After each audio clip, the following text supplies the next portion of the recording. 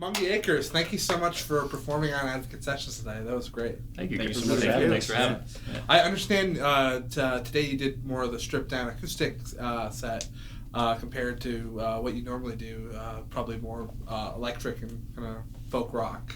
Yeah. Absolutely, yeah. We typically have like full drum kit and Gotcha. We dabble with electric guitars and trade off instruments, banjo, We have a acoustic. fourth member in our bass player. He's missing today. We don't know where he is.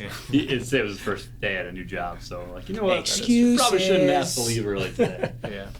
But he's missed. He's here in spirit. Greg. So do you often do more acoustic sets, and what did you find that this set offered you versus doing your kind of normal rock set? I think it's kind of cool to have these kind of opportunities to strip it down. This is actually how we started, was the three of us. Really? Okay. Just with like a hone and two acoustic guitars, Probably for like writing songs. two months, right? It was at least. Before Greg, yeah. So kind of back to your roots here. Absolutely, yeah. So it's nice to kind of hear the songs bare bones as they were when they were written. Did you guys ever do any busking on like the streets just as a trio, or? No, we started off at breweries. We just immediately jumped into the brewery scene because it paid with beer and they hired us. So it's just like, how can we combine all the things we love? Beer, our friends, and music. Breweries seem like a convenient place to do that. Yeah. So, we haven't done busking yet. No, surprisingly. That's true. I feel like this is the perfect setup for busking. Right. We should. Like the streets of whether it's Hartford or Northampton, whatever. You know. You'll probably find us outside tomorrow now.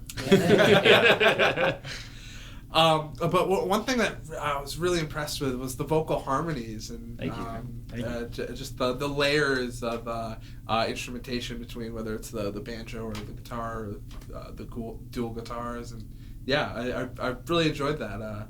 So can you tell me about like how you guys write songs or arrange songs as a group?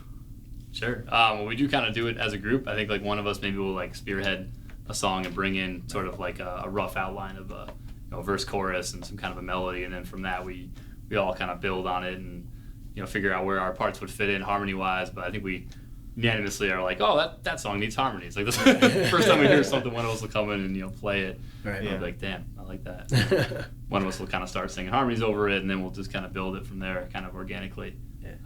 We jam for a while and stuff too. Like if I feel like if one of you guys has a new idea, you're like, I have it up till here. Right. So once we get to there, let's just keep playing. See what happens. Yeah. But he's got a fantastic ear, Sean. So he's really good at just adding layers and layers of harmonies. So if one of us can't think of something, he's just immediately like, sing this. We're like, or that's the part. or that. That's the part. Yeah, that's the one. Okay. We'll try things until they sound okay. But, yeah. So can you tell me about the song that you played today that you also played at the Valley Music Showcase that you won for best? For sure, yeah. It was Lightning Strike. I think that was the third one we played. That one, I kind of came in with just the bare bones guitar idea, and then Greg and Eric started laying down a cool groove, and Michael's like, I don't know if I want to do guitar over this or banjo, and he started playing this really cool thing on the banjo. And actually our friend Alan, who he works for Telefunken, and he helped us record our first record, was like, I love that banjo strat dub song. What is that song? Dub folk banjo. Yeah, dub folk banjo song. That one is a good song.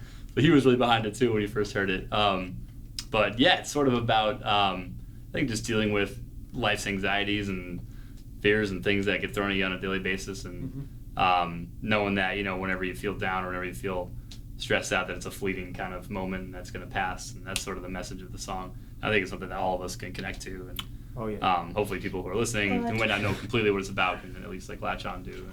And you mentioned most of these songs are off your latest record, save for the new one that you played last. Can you tell me about that record? And also, I was wondering, are you planning a follow-up or a new record in the future? Yeah, like he said, Alan from Telefunken, we recorded that was that Simsbury, Connecticut? South Windsor. South Windsor, I was close. In March. But yeah, they're an amazing microphone company, and Alan was just kind of he ran sound for us one time and kind of dug what he was hearing, so he brought us in there just for like a meeting and just said, would you guys be interested in doing an album? And at that point we had songs, but they weren't really complete, but we still said yes, so we could just get the album. So we jumped in and just recorded that one. Had 10 tracks, 3 of which we played today, 2 are new. But yeah, we absolutely love it. It's called Looking In. You can find it on Spotify, all that fun stuff. And yeah, we've actually recently started talking about the process of recording a next follow-up EP. Yeah. What are the plans for that? Are you thinking like 5 or 6 songs, or say a similar studio? I think that's kind of the right number. We're gearing for like a more manageable batch of songs this time around, so we can really kind of give them all we got and go at it a little more in depth than we did the last one. Because we kind of approached it like, hey, you know what, let's show up and play these songs like we would play them live and get them on record. Yeah. And we didn't really build them out as records, so to speak, as much as we would like to. And I think for this batch, we'd like to really dig in and mess around with a little more production and arranging and take our time with it. So being a little experimental or creative in the studio. Absolutely. For sure. Yeah. Push ourselves. I can dig as far that, as we can go. Nothing too crazy. We're not going to turn into Tame Impala, all of a sudden.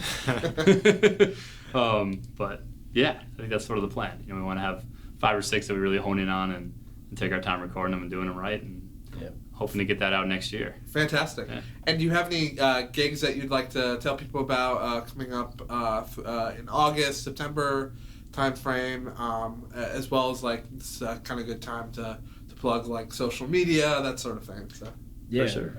You can find us on Facebook, Among the Acres, Instagram at Among the Acres. And then, so August 30th, we're at Timber Yard, which is in Massachusetts. Correct. All right, Which so is that's the what we state. actually remember. And then we got Great with dates and states. and then we're playing a bunch of festivals. We have Hike to the Mic, which is in Connecticut in August, but that date escapes me. August But all 18th. of those- Sunday the 18th. Perfect. We're playing Main Pub, also in, actually that's in July. That's the 27th. That's coming up In Manchester. Yeah. This will probably come out after that gig. That's true. So, Good thinking. but if you want to go, and then September 7th we have Heartbeat Music Festival in Hartford, Connecticut. Fantastic. Yeah. Well, thank you so much for your you, guys. performance today, and great talking. Thank to you. For Likewise. Yeah, Thanks for having us, you guys. Really appreciate it.